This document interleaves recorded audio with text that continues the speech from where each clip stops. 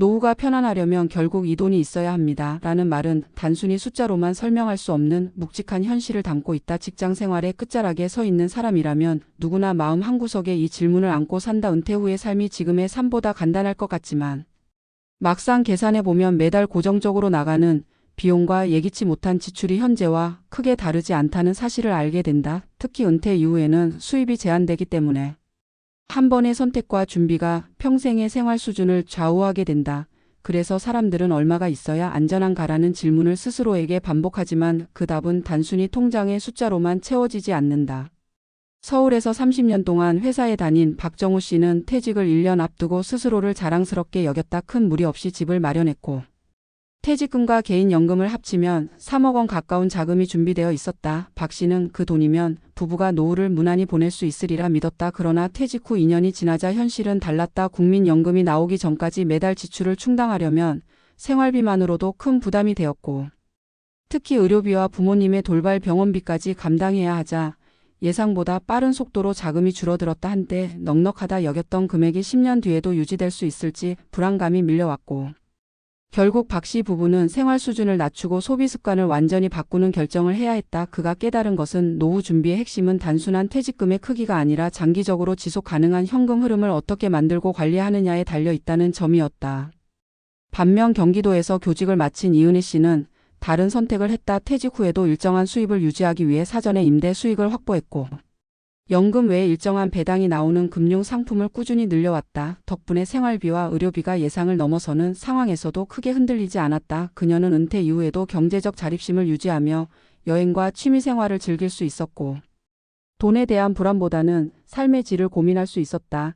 이 씨가 강조하는 핵심은 결국 생활비를 충당할 수 있는 지속 가능한 현금 흐름이었다. 한때 단순히 큰 금액을 모으는 데 집중했던 젊은 시절의 생각이 얼마나 위험한지 그리고 은퇴 후 매달 들어오는 안정적 수입이 주는 심리적 안정이 얼마나 중요한지 몸소 깨달은 것이다.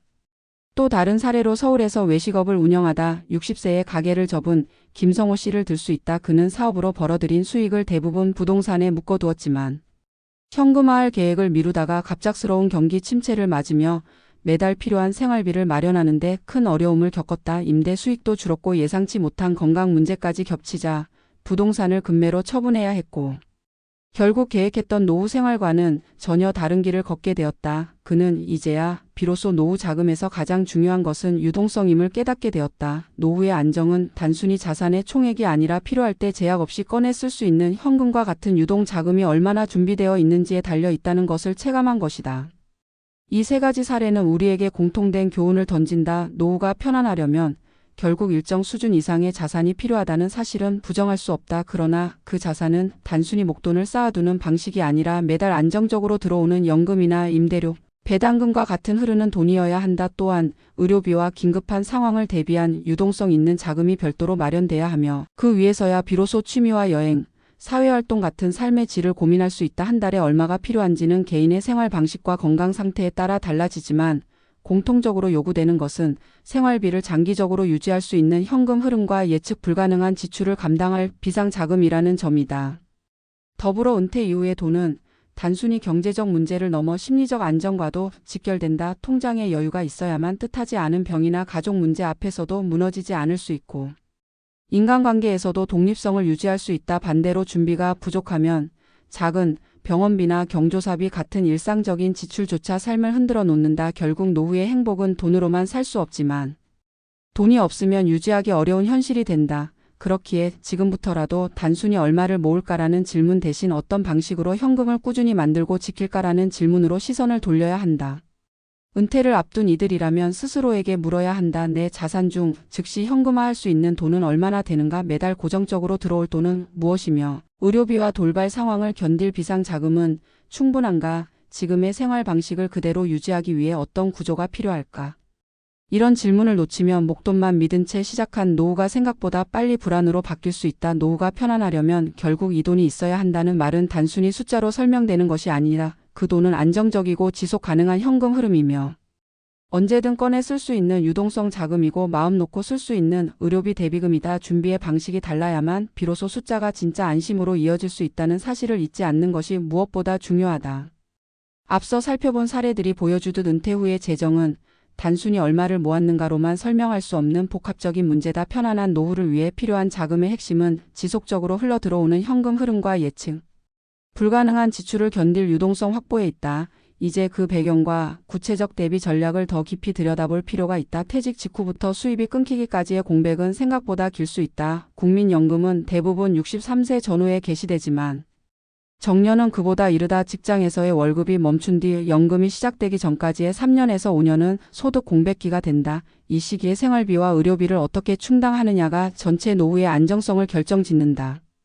단순히 목돈을 쌓아두었다고 해서 안심할 수 없는 이유다. 고정비를 줄이는 동시에 안정적인 보조 수입원을 마련하지 않으면 이 공백기는 자산을 급격히 잠식하는 기간으로 변한다. 이 시기에는 대부분의 은퇴자가 주택을 매각하거나 전세금을 조정해 현금을 마련하려 하지만 부동산 시장이 언제나 계획대로 움직여주지는 않는다.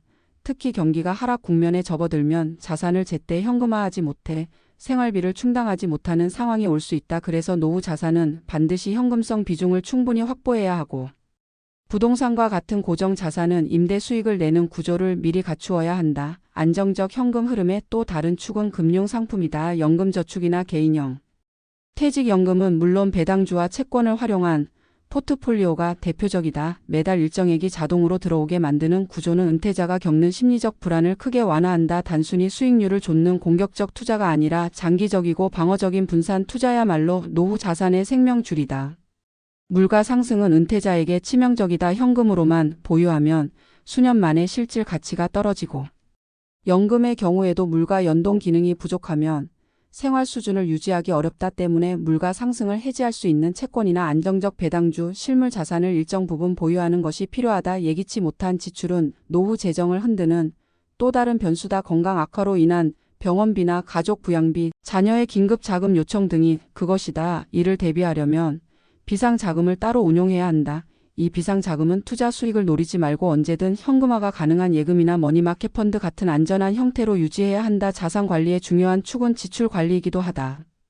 고정비를 줄이는 것은 단순히 소비를 줄이는 것 이상의 의미가 있다. 주거비를 낮추기 위해 도심에 큰 집을 팔고 교외나 소형 주택으로 이주하거나 자가주택을 임대용과 실거주 공간으로 나누는 방식은 생각보다 효과적이다. 특히 관리비와 세금이 높은 아파트 대신 단독주택이나 공공임대 활용을 검토하는 것도 방법이 될 수 있다. 건강관리는 단순히 의료비를 절감하는 차원을 넘어 장기적인 자산관리 전략의 핵심이다. 예방적 생활습관을 유지하고 정기검진을 받는 것은 단순히 삶의 질을 높이는 일일 뿐 아니라 예기치 못한 거액의 병원비를 예방하는 재테크다. 은퇴 후의 인간관계 역시 재정과 긴밀히 연결돼 있다. 경조사 비용과 모임 유지 비용이 생각보다 큰 비중을 차지하는 경우가 많기 때문이다. 사회적 관계를 유지하되 필요 이상의 소비를 동반하는 관계는 과감히 조정할 필요가 있다. 이는 단순히 돈을 아끼자는 차원이 아니라 나이 들어서까지 지속 가능한 인간관계와 삶의 방식을 만들어가는 과정이기도 하다. 나아가 인생 2막을 위한 일거리 찾기는 재정적 안정뿐 아니라 정서적 건강을 위해서도 중요하다. 은퇴 후에도 시간제 일이나 재능을 살린 소규모 창업, 온라인 강의와 같은 부수입은 예기치 못한 비용을 감당하는 안전판이자 사회적 소속감을 이어주는 역할을 한다. 무조건 큰 수익을 노리기보다는 자신의 경험과 기술을 살려 꾸준히 할 수 있는 일을 찾는 것이 핵심이다. 실제로 소일거리나 파트타임 일을 하며 월 수십만 원만 벌어도 생활비의 한 축을 덜 수 있고 이는 연금 개시 전에 공백기를 메우는데 큰 힘이 된다. 자녀와의 재정관계 역시 명확히 해야 한다. 은퇴 이후 자녀의 주택 마련이나 사업 자금 지원으로 인해 자신이 준비한 노후 자금이 급격히 줄어드는 경우가 적지 않다. 경제적 독립은 단순히 자녀에게 부담을 주지 않겠다는 뜻을 넘어 자신의 노후를 지키는 최우선 방어선이다. 이런 준비는 결국 마음의 평화로 이어진다. 통장에 일정한 금액이 안정적으로 들어오고 언제든 현금화할 수 있는 비상자금이 있으며 불필요한 지출을 최소화하는 생활 구조가 갖추어져야만 비로소 노후는 편안하다고 말할 수 있다. 중요한 것은 이 모든 준비가 하루아침에 이루어지지 않는다는 점이다. 직장생활 중반부터 단계적으로 계획하고 실행해야 한다. 젊을 때부터 연금과 장기 투자에 꾸준히 돈을 넣고 자산을 분산하며 부채를 관리하는 것이 결국 은퇴 이후의 삶을 결정한다. 지금 아무리 늦었다고 느껴도 오늘이 가장 빠른 날이다. 목돈을 단숨에 만들 수 없다면 지출 구조를 재정비하고 현금 흐름을 만들어가는 작은 선택부터 시작해야 한다. 결국 노후가 편안하려면 이 돈이 있어야 한다는 말은 단순한 금액이 아니라 구조를 뜻한다. 그 구조란 지속적이고 안정적인 현금 흐름과 언제든 꺼내 쓸 수 있는 유동성 자금. 그리고 불확실성을 견딜 수 있는 분산된 자산과 건강한 생활 습관이다. 그것이야말로 은퇴 이후 남은 수십 년을 지탱할 가장 든든한 보험이며 한 사람의 삶을 끝까지 지켜주는 보이지 않는 힘이다.